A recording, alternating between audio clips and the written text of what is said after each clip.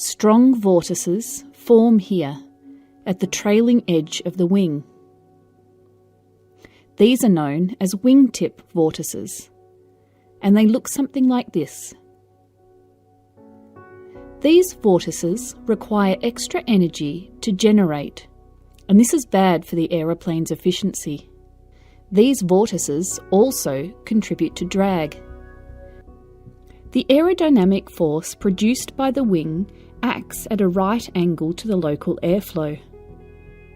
But since the local airflow is inclined downwards, the aerodynamic force is inclined backwards by the same amount. A component of the lifting force acts parallel to the free stream relative airflow and opposite to the direction of flight. This component acts in the same direction as the direction of drag.